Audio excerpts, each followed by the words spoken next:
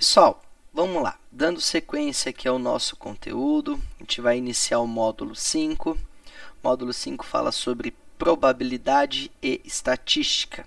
O que é probabilidade? O que é estatística? Probabilidade seriam as chances de acontecer um determinado evento, uma determinada situação.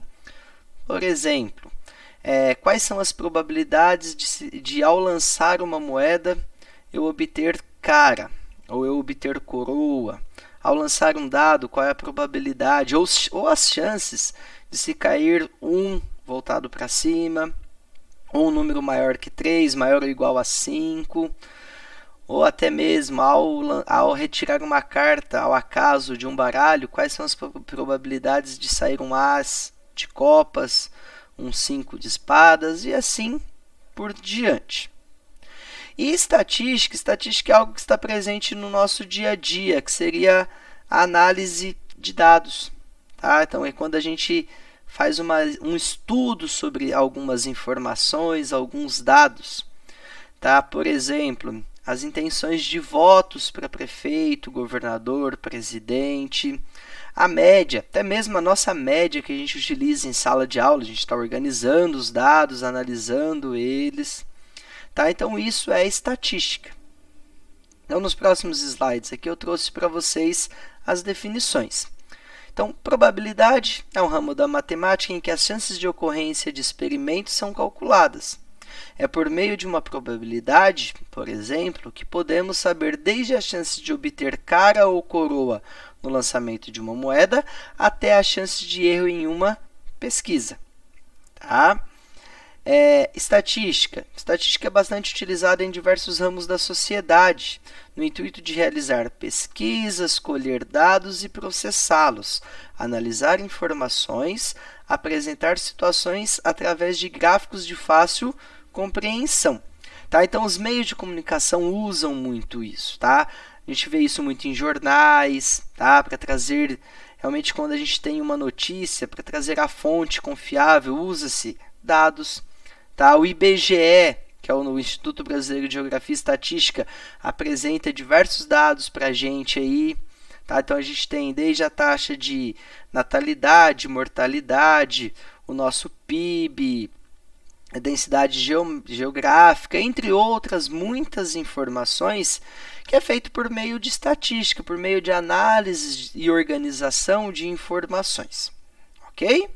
Então, vamos lá. Dando continuidade aqui, a nossa aula, que seria a aula 5.1, ela vai abordar o princípio multiplicativo da contagem. O que é isso? Tá? Então, a gente vai analisar um pouquinho, a gente vai fazer algumas análises combinatórias. Tá? Então, a gente vai trabalhar com combinações possíveis de determinados elementos. Então, eu tenho lá o Joãozinho, ele tem 10 camisetas e 4 bermudas. De quantas formas diferentes ele pode combinar essas roupas? Ou eu tenho algumas letras e alguns números. De quantas formas diferentes eu posso montar uma senha de 3, 4, 5 dígitos? Então, a gente vai estar trabalhando com essas situações. Ok? Então, isso é o nosso princípio multiplicativo, que eu trago aqui para vocês. Ó. Princípio multiplicativo ou princípio fundamental da contagem é uma ferramenta muito útil em problemas de contagem na análise combinatória. Vamos exemplificar isso que fica mais simples. Então, aqui, para ir ao clube, Danilo pode escolher para vestir uma camiseta de manga ou uma camiseta regata. Pode ainda usar uma bermuda, uma calça ou um shorts para atividades físicas e para calçar ele tem as opções de tênis, sandália ou chinelo. Determine as possibilidades para Danilo se vestir. Então, a gente vai analisar, a gente vai combinar todas as formas possíveis que ele tem de se vestir. Então, para isso, faça um organograma ou diagrama. Então, a gente vai montar uma estrutura de forma que possibilite que a gente possa ver todas as formas que ele tem para se vestir, todas as combinações possíveis. Então, aqui ele pede para fazer um organograma. O que é esse organograma? Organograma é um gráfico que representa a estrutura formal de uma organização, ou seja, a representação gráfica clássica de uma estrutura organizacional. Então, a gente vai montar uma estruturinha aí, onde a gente vai conseguir observar tudo, todas as maneiras que ele tem para se vestir. Esse exemplo eu já trouxe ele pronto. Peguei ele da apostila, eu trouxe ele pronto para vocês.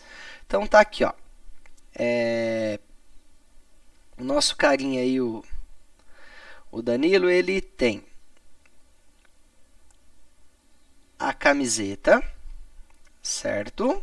De manga cavada, que seria a regata, e a camiseta de manga curta. Então, são duas situações onde ele tem de uso. Com essa camiseta aqui, eu consigo que ele use a bermuda, certo? Ele pode fazer o uso da bermuda, dos shorts, no caso. Ele pode usar com essa bermuda e ele pode usar aqui com a calça. Então, são 3 possibilidades que ele tem de uso. Com essa camiseta de manga, ele pode usar o short, ele pode usar a bermuda e ele pode usar a calça. Então, são mais 3 possibilidades de uso. Então, se eu estivesse analisando somente isso daqui, camiseta e bermuda ou calça, ele teria uma opção, 2, 3, 4, 5, 6 opções, certo? Porém, ele tem também os calçados, ele precisa usar um calçado. Então, para cada combinação que eu tenho aqui, eu vou ter 3 combinações diferentes, porque ele pode usar a camiseta regata com o short e chinelo. Camiseta regata, short, sandália. Camiseta regata, short e tênis. E o mesmo vale para todas as outras opções. Então, aqui, de modo geral, eu montei uma estrutura onde vocês conseguem visualizar todas as combinações possíveis, tá? Que seriam elas: 3 aqui, mais 3 aqui, mais 3 aqui, mais 3 aqui, mais 3 aqui, mais 3 aqui. Totalizando 18 combinações possíveis, certo? Então, esse diagrama está estruturando. Ó, notem que na primeira linha eu tenho as camisetas, na segunda linha eu tenho calça ou bermuda, e na terceira linha eu tenho as opções de calçados. E aí, eu ligando as flechinhas, aí eu consigo ver todas as possibilidades que ele tem de estar se vestindo para ir ao clube. Ok? Vamos fazer um outro exemplo aqui, que eu vou começar ele do zero com vocês. Esse eu vou estruturar ele aqui com vocês. Então, João Pedro está na cidade A e vai para a cidade C, passando pela cidade B. Para ir da cidade A para a cidade B, há 4 opções de rodovias. Então, está aqui, ó. Eu tenho essas 4 opções que levam ele de A até B. E para ir da cidade B até a cidade C, há 3 estradas. Então, está aqui as 3 estradas que levam ele de B até C. Observe o esquema para representar o problema. Então, vamos analisar aqui de quantas formas diferentes ele tem para chegar de A até a cidade C. Então, na primeira passagem dele, ele tem as rodovias 1, rodovia 2, rodovia 3 e rodovia 4, certo? Se ele utilizar a rodovia 1, de A para B, ele pode usar as estradas 1, estrada 2 e estrada 3 para chegar até C. Então, aqui, ó, eu já tenho 3 maneiras diferentes para ele chegar até C. passando pela rodovia 1, pela estrada 1, passando pela rodovia 1, estrada 2, passando pela rodovia 1, estrada 3. Se ele escolhesse a rodovia 2, ele teria também 3 opções, que seria passando por estrada 1, estrada 2 e estrada 3. Tá? Se ele escolhesse a rodovia 3, ele também teria mais 3 opções, passando por 1, por estrada 2 e por estrada 3.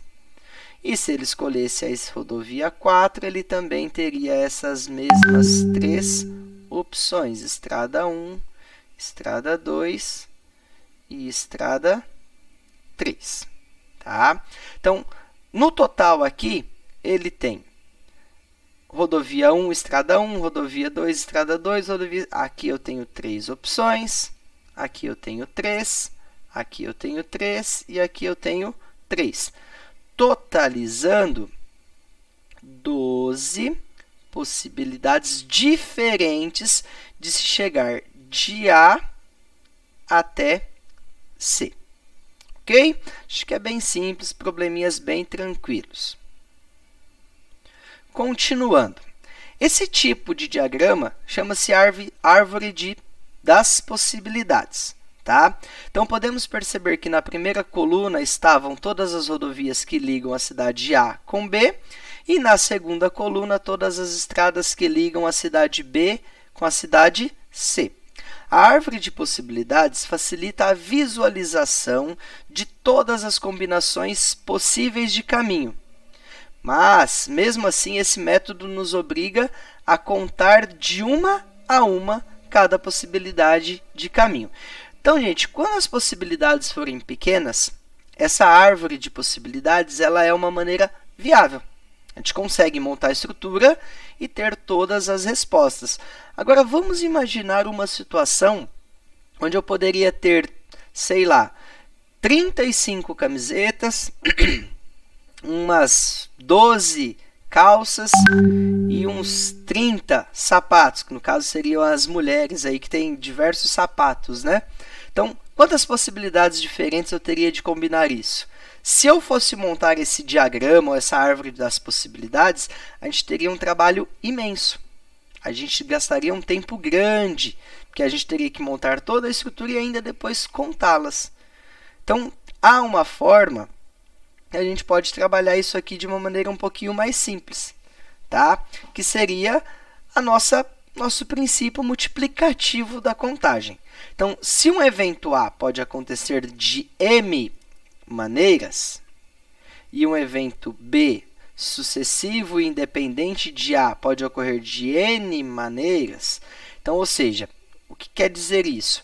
Um evento é independente de outro. Eu posso escolher a camiseta A, a calça 2, a camiseta B, independente. Se eu escolho uma camiseta, eu posso escolher qualquer calça que eu queira, ok? Então, a quantidade de maneiras distintas de ocorrer este evento, que envolve A e B, é igual ao produto de M por N.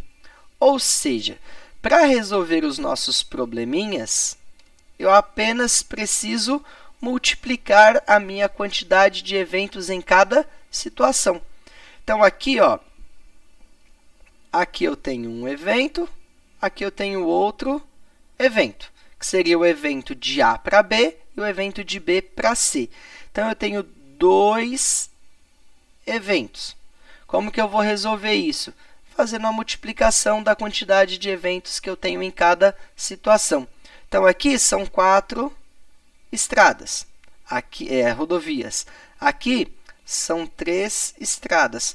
Basta apenas eu multiplicar 4 vezes 3, 12, ou seja, são 12 combinações diferentes, ou seja, 12 possibilidades diferentes de sair de A e chegar até C, que foi o que a gente obteve no slide anterior, fazendo todas as combinações.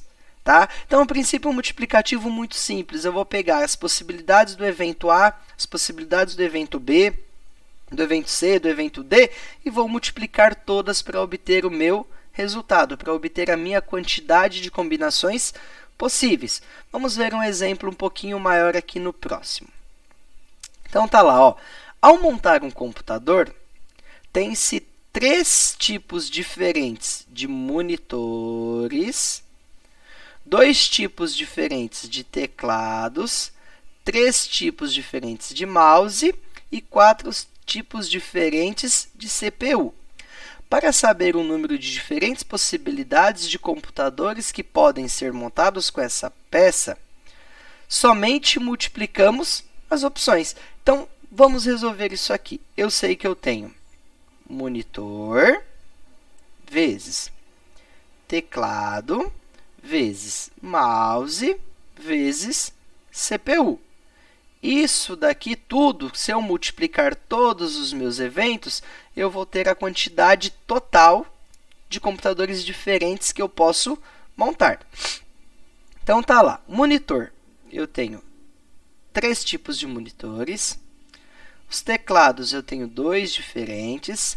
Eu tenho 3 mouses e eu tenho 4 CPUs.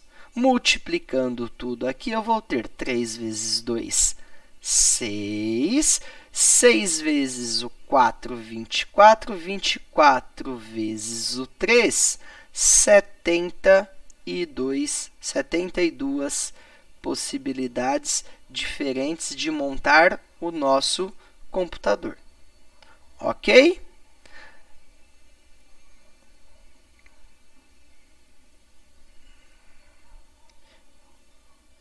Então, continuando aqui. Uma situação que pode nos acontecer seria falar-se de anagrama. O que é um anagrama? Então, ó, um anagrama de uma palavra é uma outra palavra escrita com as mesmas letras, podendo fazer ou não sentido.